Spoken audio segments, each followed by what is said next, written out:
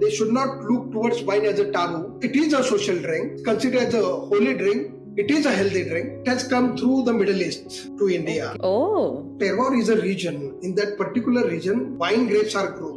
The grapes are not grown everywhere. So it has to get adapt to the soil, to the weather condition. कैंस में क्यों available है अब wine कि Indian market में demand बढ़ गई है? अभी न्यू वर्ल्ड में we are putting crown caps, crew caps, the wine in bag in box now, new styles, wine in cans, wine in growler, wine in tetra pack.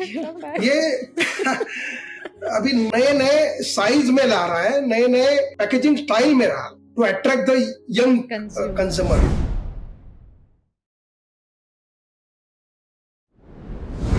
And before we dive in, a big shout out to our partner LiveTech India for making this episode possible.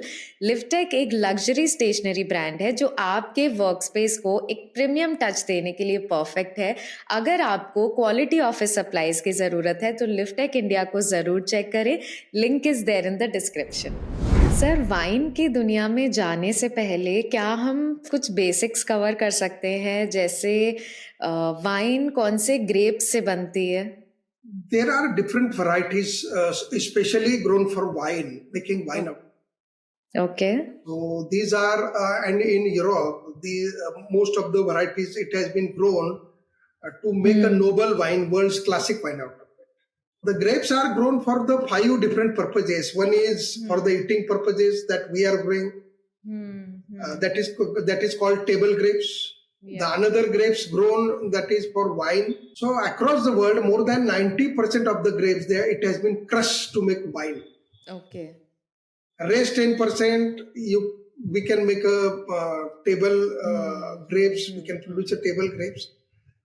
Some grapes are grown to make a resin out of it, dried grapes. Okay. And another area is the grapes are grown also to make a spirit out of it, grape spirit, good quality of brandy. Okay. Like in cognac. Last part is to make a fruit juice out of the grape. तो हम काफी सारी चीजें बना सकते हैं grape से, not only wine but there is cognac, dried fruits, fruit juice. Okay. Yes, but wine plays a major role. Okay, in terms of volume, quantity wise. तो वाइन के ग्रेप्स है अलग है. It is seeded grapes. Okay. उसमें pulp कम और juice ज्यादा होता है. जूस ज्यादा रहता है. Okay. पल्प कम और जूस खाने के जो होते हैं उसमें पल्प ज्यादा, जूस कम होता है. Right. Yes. They are seedless. Most of them are seedless grapes. अच्छा. खाते हैं. Yeah. तो सर, आप वाइन इंडस्ट्री में कैसे आए फिर? हमारे पुरखों का काफी सारा विनियार्ड था. Okay. हम टेबल ग्रेप्स काफी मात्रा में यहाँ नासिक में प्रोड्यूस करते थे. We have got Holkar state vineyard. फिर हमने सोचा कि there is a lot of fluctuation in table grapes. इसमें काफी चढ़ाव उतार होता था. और the grapes are highly perishable. तो हमने सोचा to convert into perishable to non-perishable. So wine is one of the basic option, one of the good option. तो हमने पेरिशेबल को नॉन पेरिशेबल में कन्वर्ट करने का सोचा, वैल्यू एडिशन का सोचा. And wine is a story which is very glamorous across the world. तो ultimately we have chosen wine.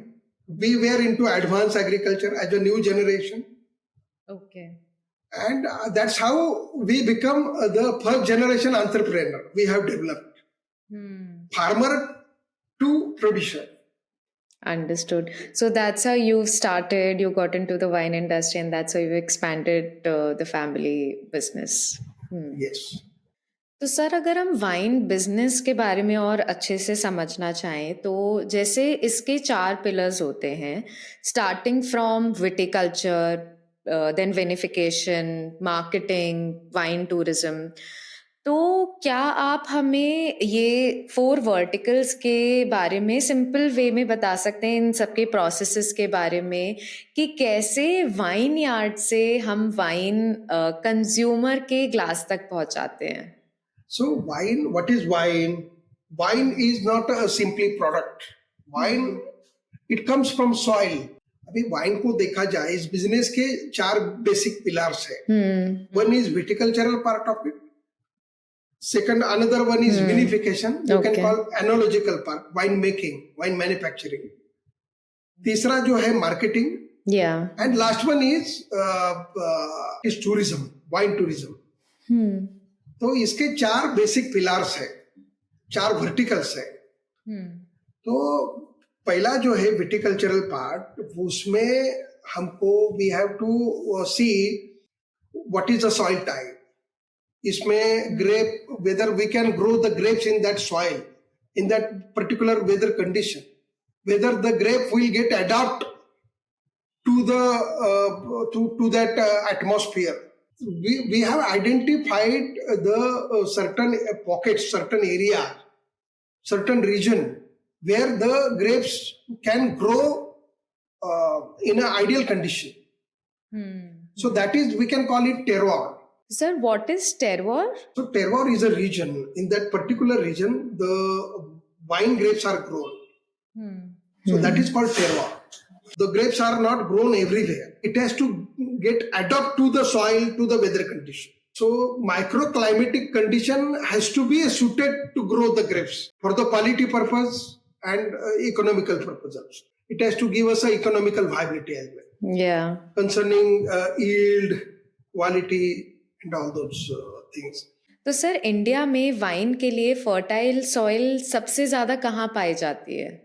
We have in India also, we have a certain pockets that has been adapted to grow the grapes. जैसे कि Nashik is very famous terroir. Right. फिर उसके बाद में महाराष्ट्र में नासिक के बाद पुणे है, सांगली है, बारामती है. नासिक वेस्टर्न महाराष्ट्र में है, कुछ मराठवाड़ा विदर्भ में भी ग्रेप्स बनते हैं. Okay. और फिर Karnataka is another dominating area. We are having a pockets close to Bangalore and some few parts of Karnataka that has been the condition has been adapted to grow the good quality of grapes. Okay. वो कर्नाटका में है. कुछ certain pockets are there in Tamil Nadu as well. Certain pockets are there in Andhra Pradesh as well. तो sir India में wine की story की शुरुआत कब और कैसे हुई? In early days, actually grape की story ऐसी है. It has come through the Middle East to India. Okay. वो ऐसा बोलते हैं कि बाबर के जमाने में बाबर का जो बेटा था हुमायूं, वो कुछ पौधे ग्रेप्स के जो कुछ पौधे हैं वो इंडिया लेके आया था कश्मीर वैली में. Okay. Tried to grow it in the Kashmir valley. And then it has come to the Himachal Pradesh. From Himachal Pradesh, it has gone to Hyderabad. And then Hyderabad, it has been percolated to Maharashtra. And the entire story has started. मगर हर जगह grep का उतना ज्यादा ये मुनासिब नहीं था. जहां जहां क्लाइमेटिक कंडीशन फेवरेबल थे वहां उसका एक्सपेंशन हुआ है. उस पॉकेट्स में उसका एक्सपेंशन हुआ है. तो ये सारा जो है it's what is wine. Wine is a product which is made out of the grape, is called wine. फिर इसके अलावा अभी इसके क्या है कि ये ग्रेप से लेके स्टोरी तो चालू हुई थी.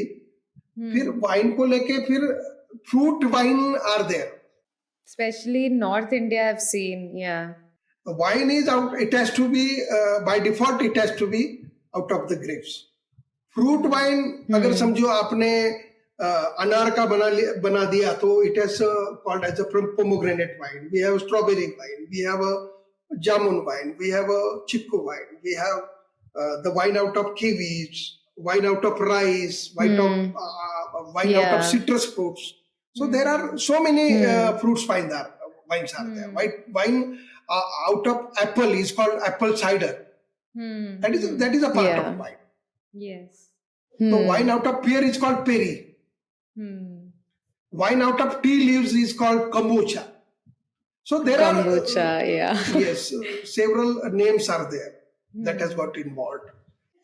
प्लीज़ इस चैनल को सब्सक्राइब करना ना भूलें। हम आपके सपोर्ट से और भी अमेजिंग गेस्ट अपने चैनल पर ला सकते हैं जो आपकी लाइफ में वैल्यू ऐड करेंगे।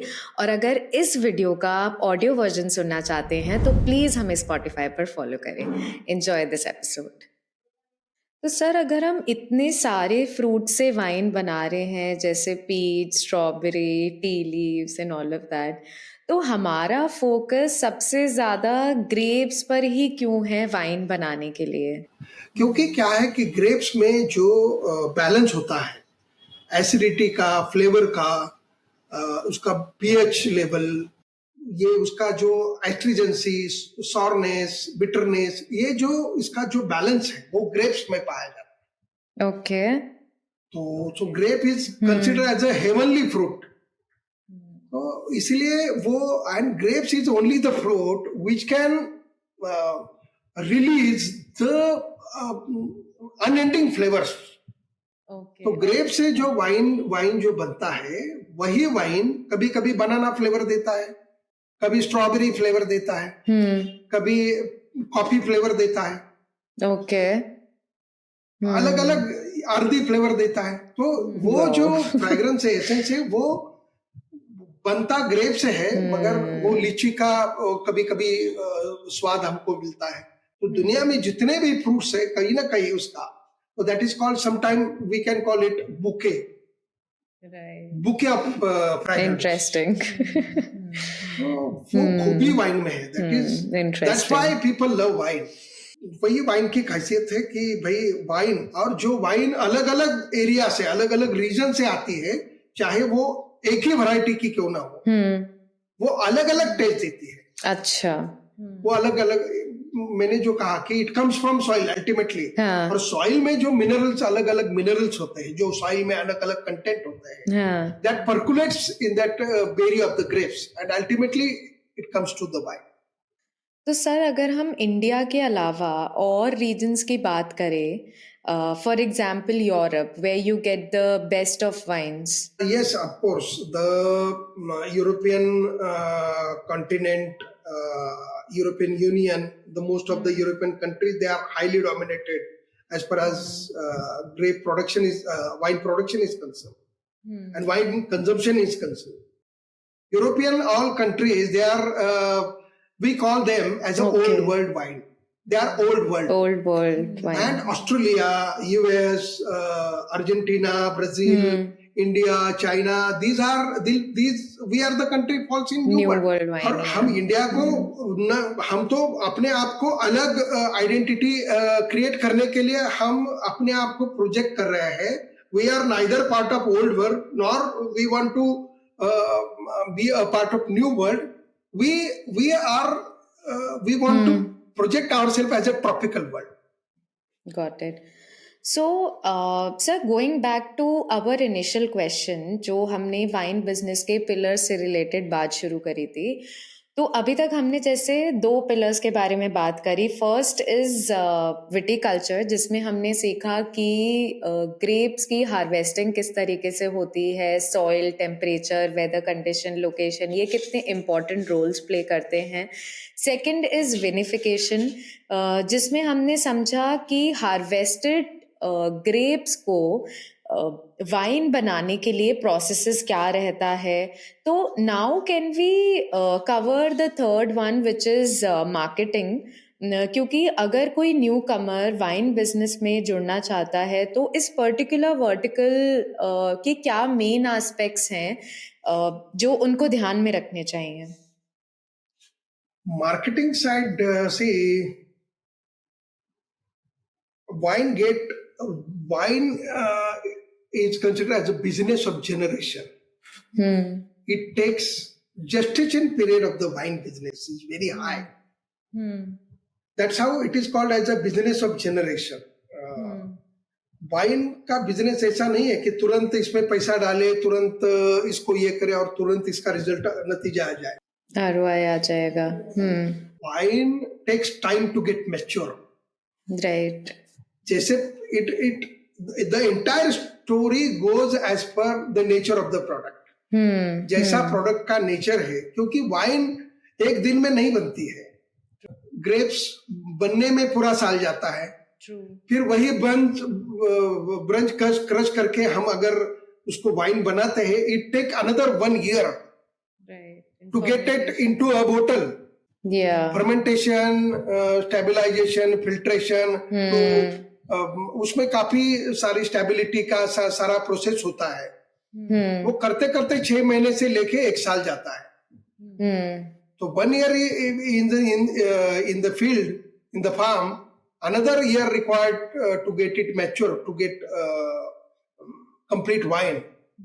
यंग वाइन तो 6 महीने में बनती है, मगर मोर उसको मैच्योर करना है तो इट टेक्स टाइम। उसमें अगर एजिंग का प्रोसेस है तो उसमें 1 साल से लेके 2 साल तक एजिंग कर सकते हैं। तो we keep it in oak barrel like this and get it more further mature.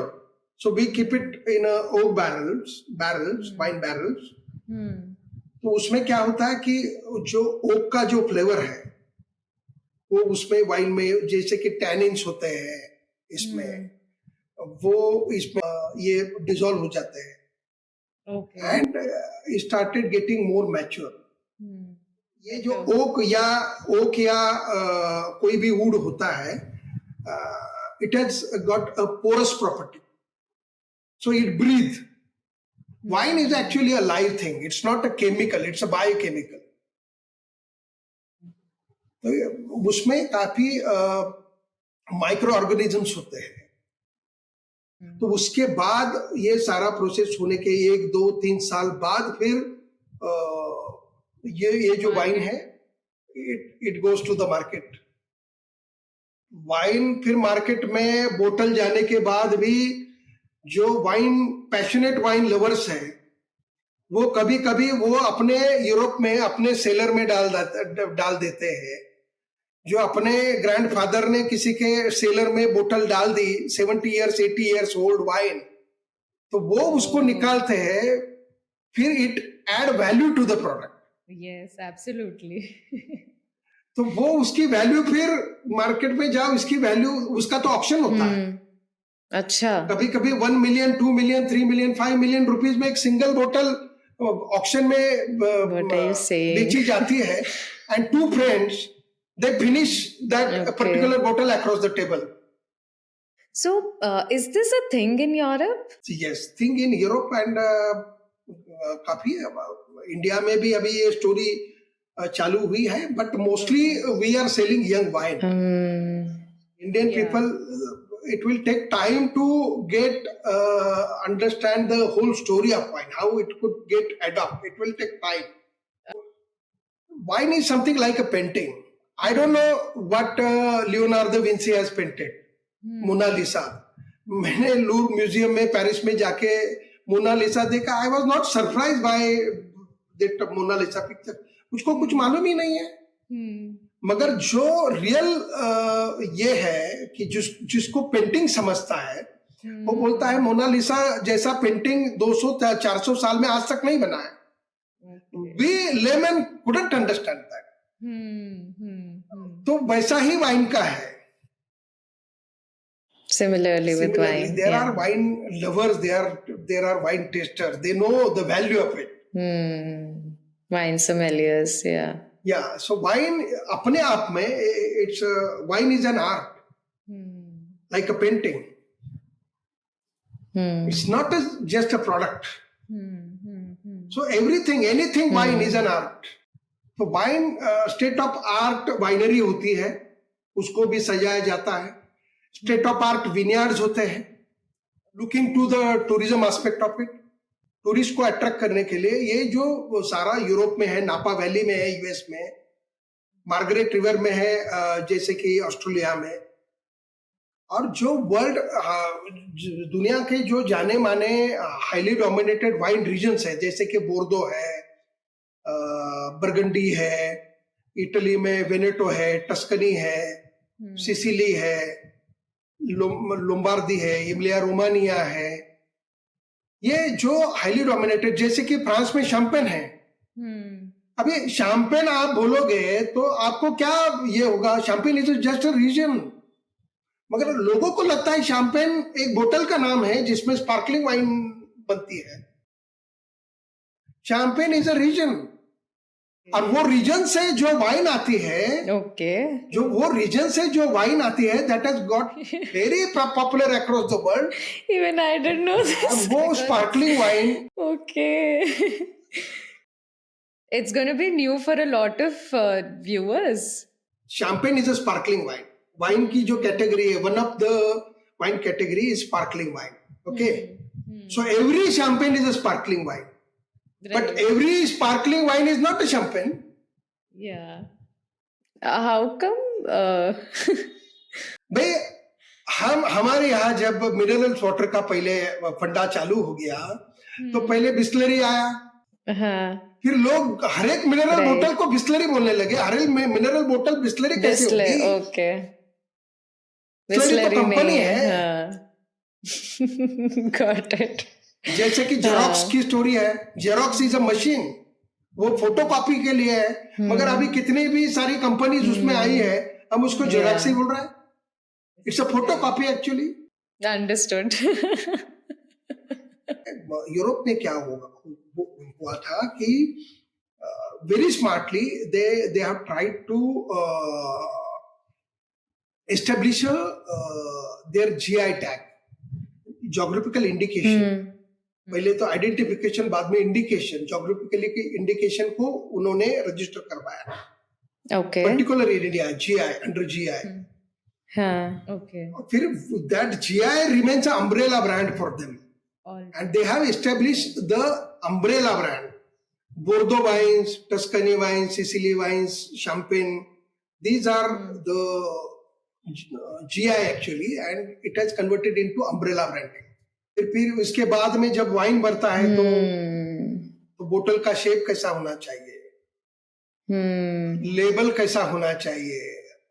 तो शेप में जो वाइन है, रिकॉल वैल्यू, तो अलग अलग लेबल, वाइन लेबल्स आर, वो भी एक काफी इंटरेस्टिंग चैप्टर.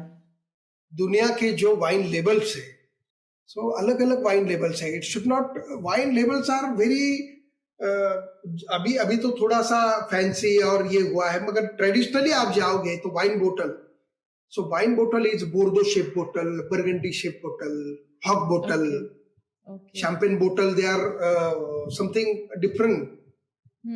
और उसमें भी फिर वो वाइन कौन से ग्लास में कौन सी वाइन पीनी है. व्हाइट वाइन हो तो आप कौन सा ग्लास यूज करोगे, रेड वाइन हो तो आप कौन सा ग्लास यूज करोगे, अगर स्पार्कलिंग है तो ये जैसे ग्लास को आप यूज करना चाहिए, करना चाहिए.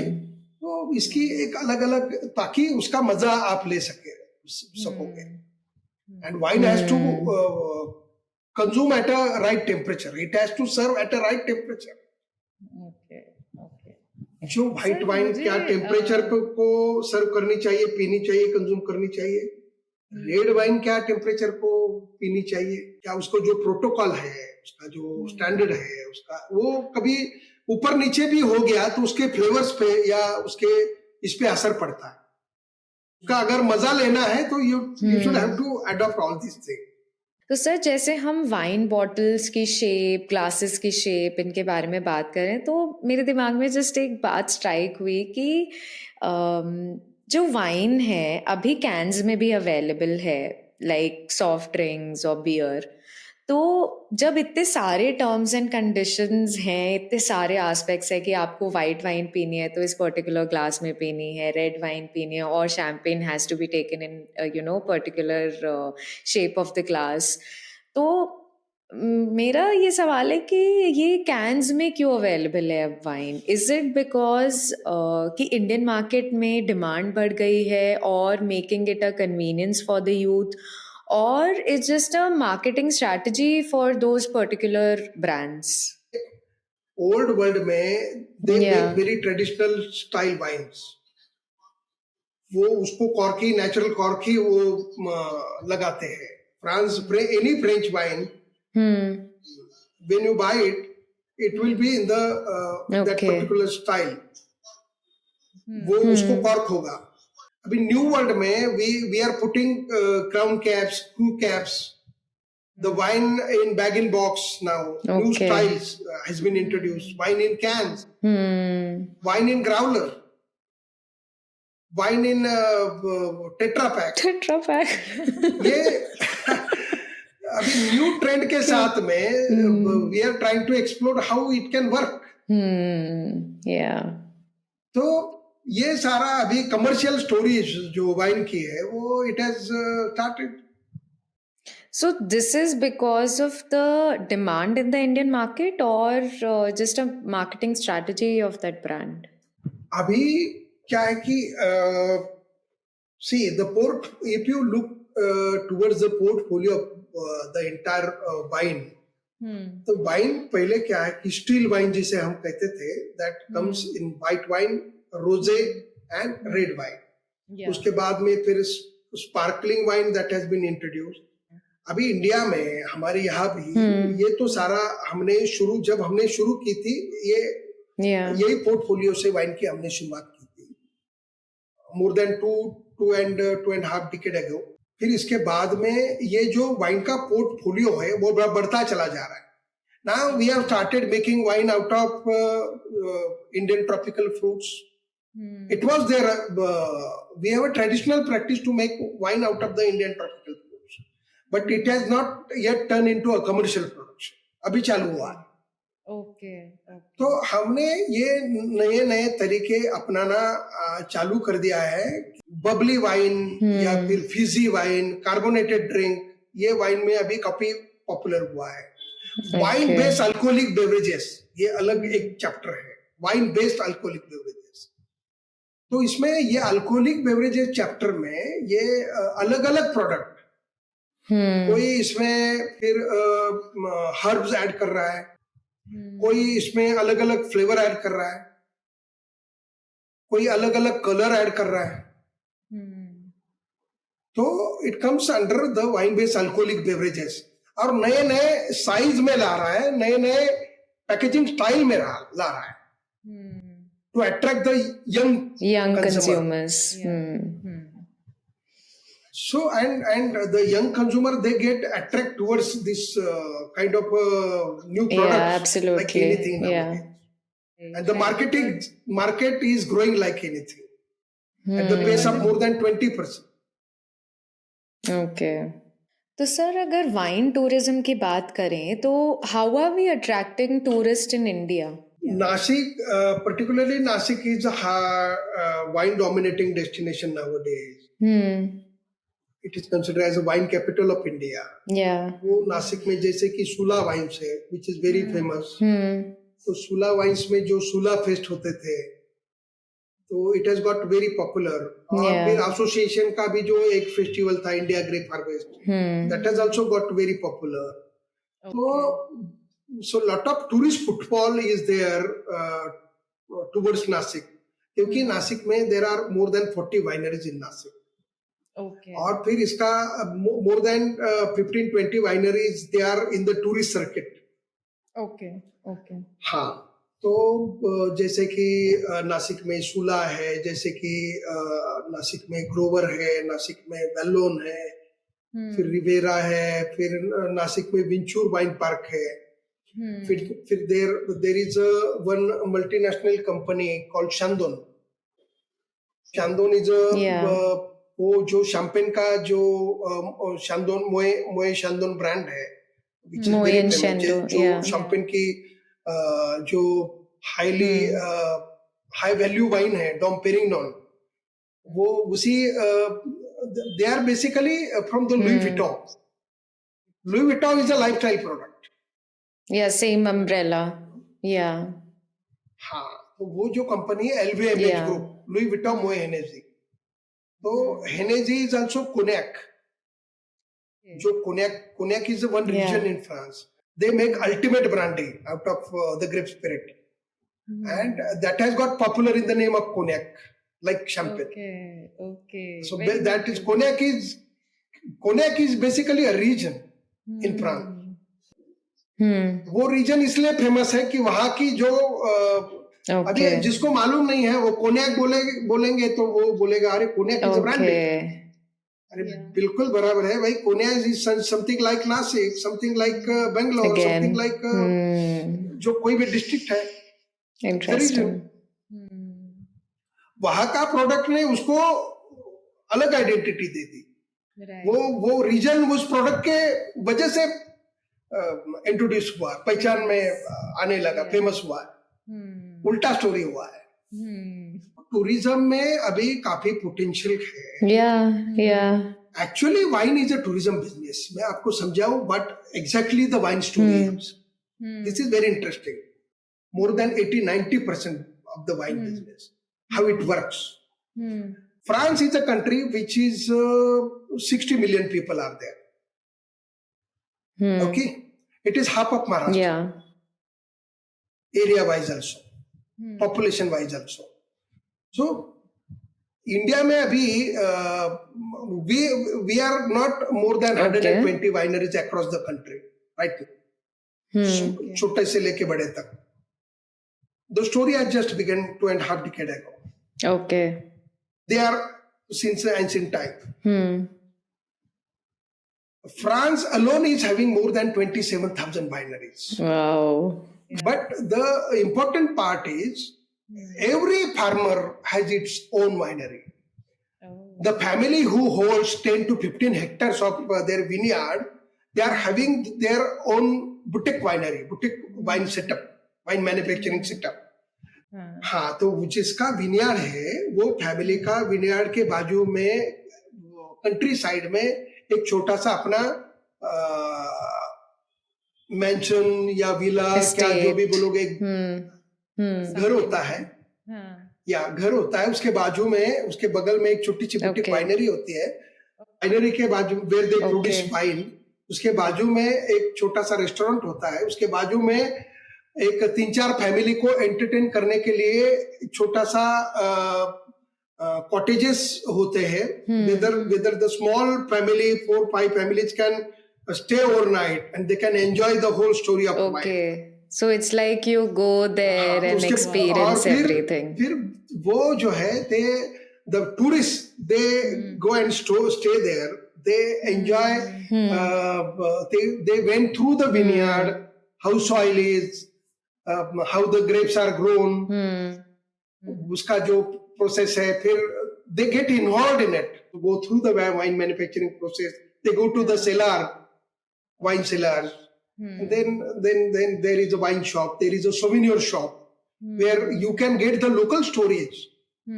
वो souvenir shop में actually दुनिया की story ऐसी है, वहाँ पे they are very smart, they sell their local stories along with the bottle of wine. They sell their most of the families they are making cheese, homemade cheese along with the wine. They make homemade chocolates along with the wine. और उसी brand से वो चीज या chocolates या फिर उसका जो अलग फार्म प्रोड्यूस है, जैसे कि व्हीट है या फिर अलग कोई वेजिटेबल्स है, फ्रूट्स है, ड्राइड फ्रूट्स है, या फिर कुछ अलग जो फार्म से ये होता है, फ्लावर्स है, नर्सरी होती है, वो उसी ब्रांड से वो, या फिर lifestyle product, medicinal homemade products या फिर ब्यूटी पैक्स, वो उसी ब्रांड से बेचते हैं। पेंटिंग हो या फिर उनके ब्रांड के टी शर्ट हो, फिर पर्सेस हो, वॉलेट्स हो, वो उसी ब्रांड से बेचने की कोशिश करते हैं, to make a brand out of it. तो हाउ वो वहां की जो local food is getting paired with that particular wine, right, they can connect with the local story at that particular place. वो फिर लोकल स्टोरीज का मजा लेते हैं कि वहां की लोकल एक particular dish is very popular in that particular region, वो उसी फूड को वो वाइन के साथ में पेयर करके उसका मजा लेते हैं। फिर देर आर ड्यूरिंग, अभी वो वाइन बनाने के सीजन में जाते हैं कि there are so many festivals everywhere, small wine stomping is there along with the holistic music experience, they play all the time music, guitars and all those things, and harvesting के time में भी they play the guitar, it's a musical harvest by the people. वो tourist भी कभी कभी harvesting में involve होते हैं। तो ये सब जो है, so that is a tourism, wine tourism, experiential. या एक्सपीरियंस टू वाइन का पूरा जो एक्सपीरियंस होता है, they live with the wine. तो सर, वाइन टूरिज्म में एक नया कॉन्सेप्ट है जो काफी ट्रेंडिंग हुआ है, कॉल्ड वीनोथेरेपी। तो can you help us understand कि ये वीनोथेरेपी है क्या? It's a part of wine tourism actually. वहां पे अगर किसी का वाइन रिसोर्ट है, अभी सुलाने में द सोर्स इज देयर, अभी सोमा में भी they have started with the wine therapy, okay. Soma vineyard में। अभी what is vinotherapy? Vinotherapy is it's a complete treatment of wine. Okay. तो मैंने जैसे कहा कि क्या रहता है फिर इसमें? दिन भर आप वाइन ही पीना है, रेड वाइन, व्हाइट वाइन, फिर आपको you have to go through the entire story of wine. वो फिर 3 दिन का कोर्स होता है, 7 दिन का भी कोर्स होता है। ओके। जैसे कि केरला आयुर्वेदिक मसाज होता है, राइट। उसी तरह की एक विनोथेरेपी है। Vinotherapy they put the entire beauty packs, because wine, red, particularly red wine, it contains lot of tannins and it is good for your skin. So it is a treatment to your skin. Okay. And lastly, the people are now dreaming to bathe in wine. Forget the wine consumption, wine tasting. Okay. The people are nowadays dreaming to bathe in wine. Interesting. वहां पे भी wine therapy में एक red wine के tubs होते हैं, वो tubs में you have to stay for a long certain time. Okay. And the wine is having antioxidant properties. It is good, not only good to your skin and your body, but inside story of wine, it is considered as a healthy drink. Right. The wine is considered as a healthy drink across the country, across the world. And it has been a proven story. I'm not new to talk about this. Many universities, they have gone through all these health benefit of wine, how the wine and health are related to each other. There are, see, wine, there are phenolic compounds in wine. एक अभी wine के एक grep के berry में there are 650 ingredients. उसमें फिर जो phenolic compound जो वाइन में होते हैं, उसमें फ्लेवोनॉइड नाम का एक फेनोलिक कंपाउंड है. You might have heard about the French paradox. It is very interesting story. What is French paradox? French paradox की जो स्टोरी है, मैं आपको एक बार फिर दोहरा दूं. ओके. हमारे जो व्यूवर्स है वो भी काफी नए हो सकते हैं. तो doctor Suraj Reginald was a doctor from France. Once he has visited United States, and he has given address to the US people. Yeah. In one function, one event, he has given address to the US people. Okay. उन्होंने कहा कि भाई, we French people are having a lot of fat content within ourselves because we eat a lot of cheese. अच्छा. Cheese content lot of fat.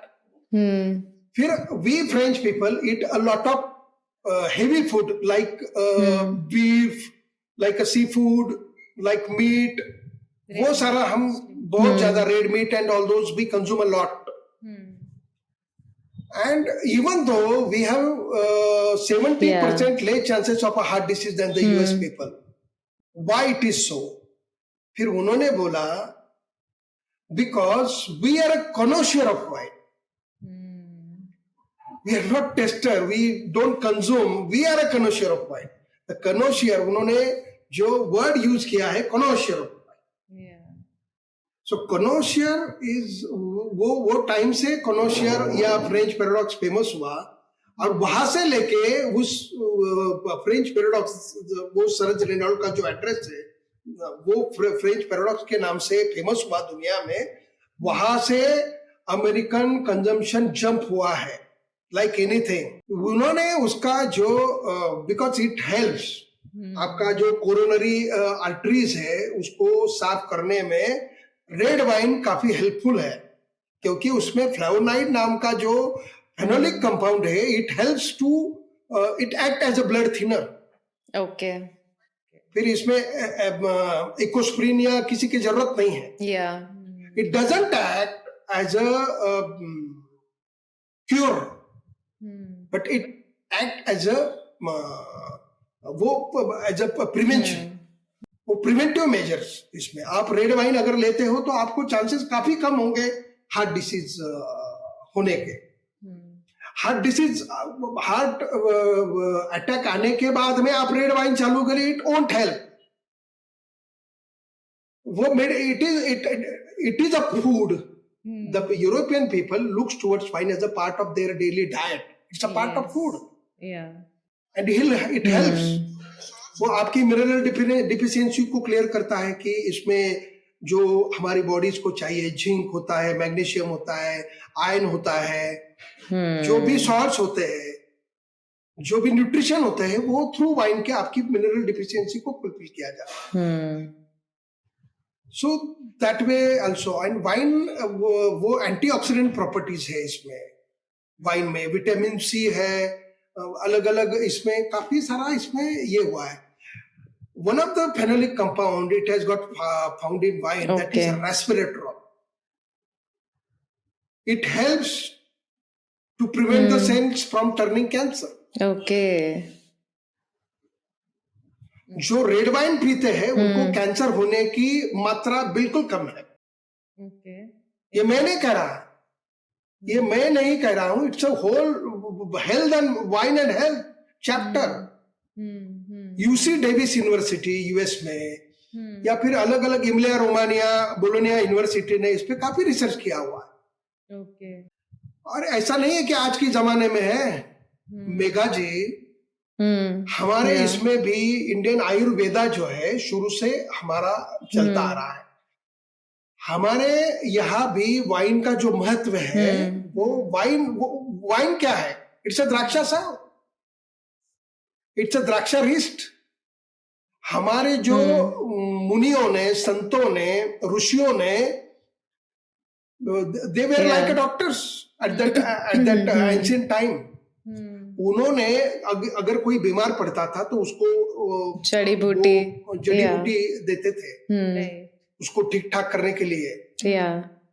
तब से लेके wine का, द्राक्षासेव का महत्व है। Okay. It is considered as a holy drink. जब पहली वाइन बनती है यूरोप में विनियार्ड की, that is called every vintage wines. अलग अलग विंटेज होता है, वो they celebrate the vintage 2024, 2023 vintage, 2022 vintage. और विंटेज का पहला जो नैवेद्य होता है वो पहले जीसस को पहले जाता है, चढ़ाते हैं। इसमें जैसे कि विनोथेरेपी का आपने जिक्र किया था, vinotherapy we have explained what it is. अभी वाइन में काफी सारे और भी प्रोडक्ट है, जैसे कि वाइन विनेगर है। अभी तक no company has come forward to make a vinegar out of wine. हम 2 साल पहले मैं गया था मेडोना में, इटली में। Modena is one wine region और वहां पे वो बाल्समिक विनेगर बनाते हैं। The entire Modena region they make balsamic vinegar. और वो अलग अलग फूड ड्रेसिंग में, सैलड ड्रेसिंग में balsamic vinegar it has been widely used across the world. ऐसे प्रोडक्ट को आप उसको साथ में लेके जाओगे, इसमें काफी पोटेंशियल है। इसके अलावा भी इसके काफी बाय प्रोडक्ट भी है। अभी कुछ कंपनीज ने they are starting making getting spirit out of the wine, और स्पिरिट से कुछ लोग ब्रांडी बनाना, अभी इसका पॉलिसी आया है तो वो भी कर रहे हैं। उसके अलावा अगर हम वॉल्यूम में जैसी मात्रा में हम जाते हैं तो वी कैन मेक, जैसे कि लेफ्टओवर है इसका, ग्रेप्स का या फ्रूट्स का। अभी ग्रेप के लेफ्टओवर में European countries they make cattle feed out of it, they make compost good compost fertiliser out of it. उसमें फिर कलर पिगमेंट, अगर रेड वाइन है तो उसमें कलर पिगमेंट भी एक्सट्रैक्ट करके कलर पिगमेंट कुछ लोग बना रहे हैं, या कुछ लोग ग्रेप सीड काफी से ग्रेप ट्रेंडी सीड ऑयल आजकल। बना रहे हैं। सुला ने भी ग्रेप सीड ऑयल बनाया था। Some they are making cookies out of it. Cookies, okay. Cookies is new. या cookies out of it. इसमें एंथोसाइनिन है, तो ये एंथोसाइनिन अच्छा। का भी अलग अलग प्रोडक्ट इसमें ये कर सकते हैं। So there is no trash. तो हम इसमें अलग अलग रेसोराट्रोल इसमें अलग किया जा सकता है, फ्लेवोनॉइड इसमें अलग किया जा सकता है, टैनिन इसमें से निकाला जा सकता है। तो काफी इसमें काफी सारी स्टोरीज को आगे लेके जा सकते हैं। इसमें च्यवनप्राश जैसा कुछ बन सकता है, मेडिसिनल प्रोडक्ट इसमें से बन सकता है, ब्यूटी पैक्स इसमें से बन सकता है। अच्छा। तो लोगों को, न्यू एंटरप्रेन्योर को इसको ऐसे R&D करके इसको ऐसे तरह से सोचना चाहिए। और फिर ancillary industry that is also lacking. हम अभी कोई अच्छा बोतल नहीं बना रहे हैं, हम उसका पैकेजिंग मटेरियल को हम बहुत बार हमको इंपोर्ट करना पड़ रहा है।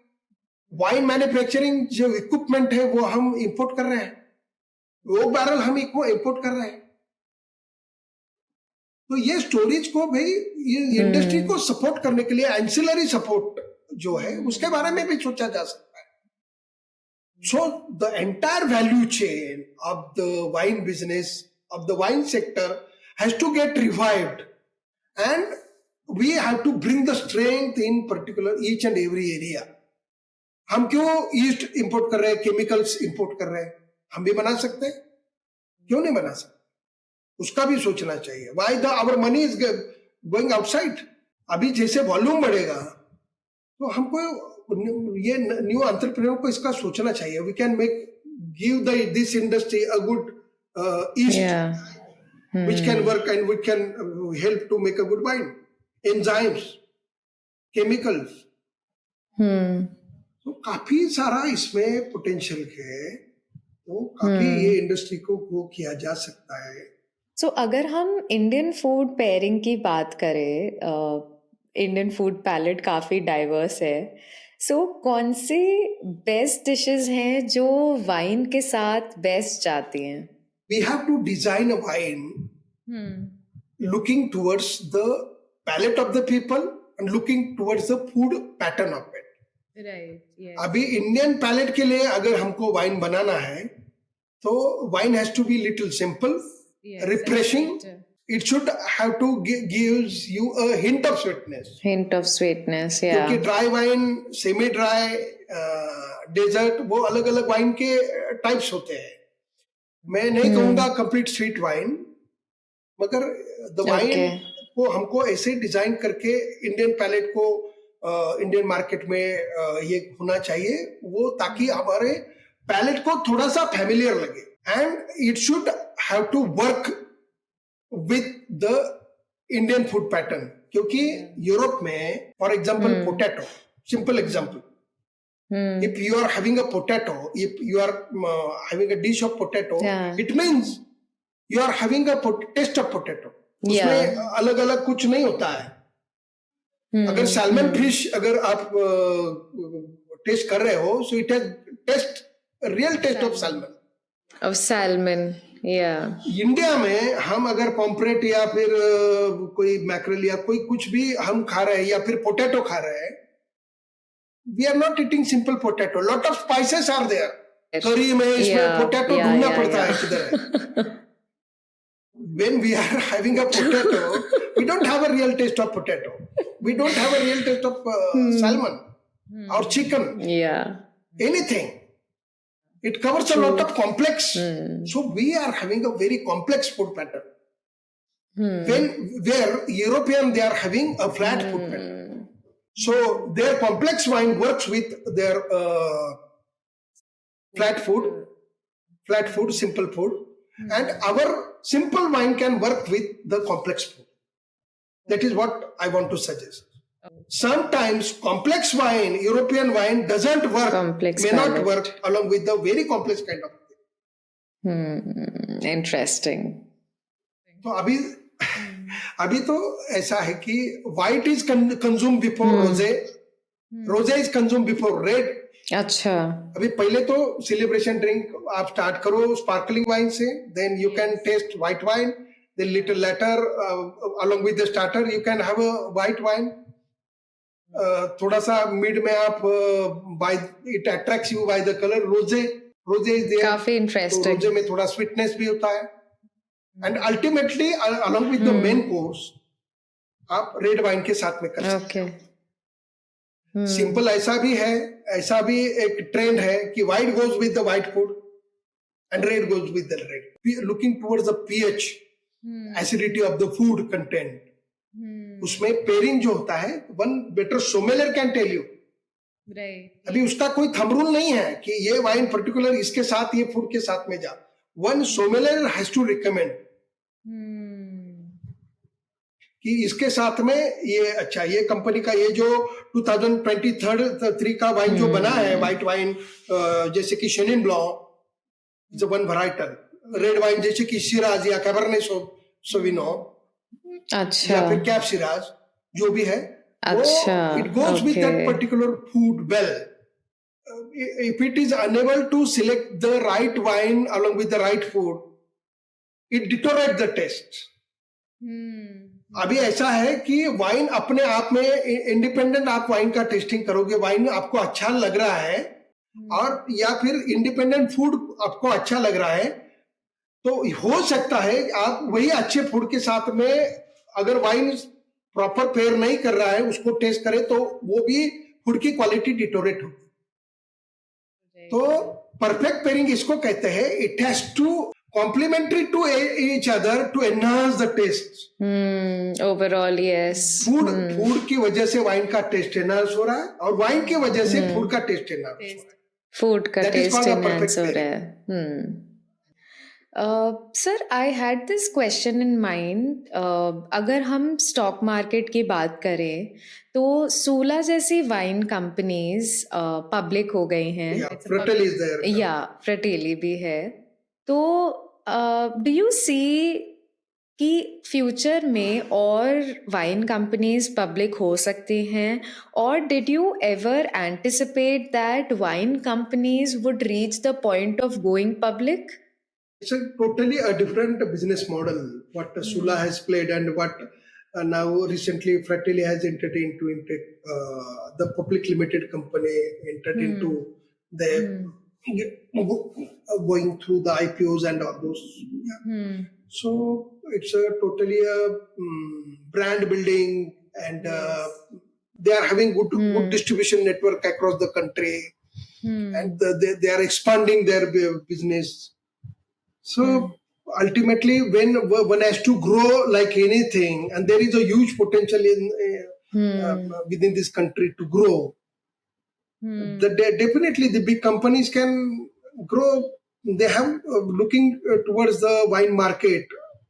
अभी क्या है कि वाइन मार्केट जो इंडिया में अभी शुरू से था, we were during this 20 years of a time, 2 decades of a time. We were able to enter into 4-5 markets, hardly 4-5 markets, like Delhi, Mumbai, Bangalore and Goa. Major cities. 80% of the market share, it has come from these 4-5 metropolitans. And abhi kya hai ki many state, they are now started adopting the wine policies in that particular state. क्योंकि हम we are more than 28-29 states and union territories in our country. So each and every state they are having their own policy. अभी हमारा इसमें it is not like United India. Okay. When Maharashtra wine go to the Karnataka, it is something like export. We are exporting wine one state to another. Because their rules, regulations, everything is different. Right. तो वहां पे और कुछ state जो है, कुछ गुजरात या फिर अभी बिहार, कुछ state they are Mizoram, they are dry state. वहां पे वाइन प्रोहिबिटेड है. So prohibition is there.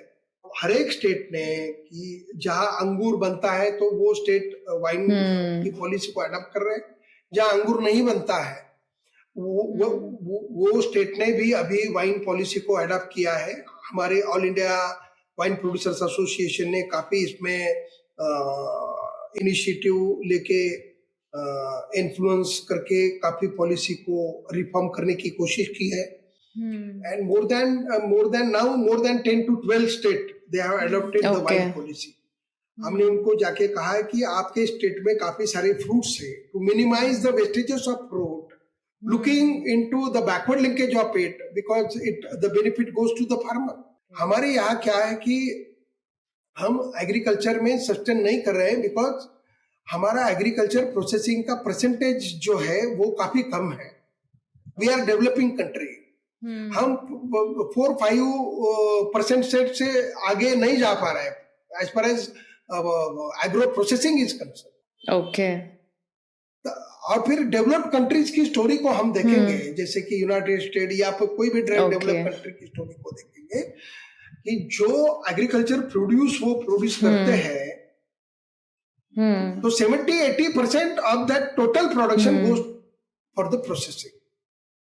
तो उससे क्या होता है कि पेरिशेबल का नॉन पेरिशेबल में कन्वर्जन होता है। ओके।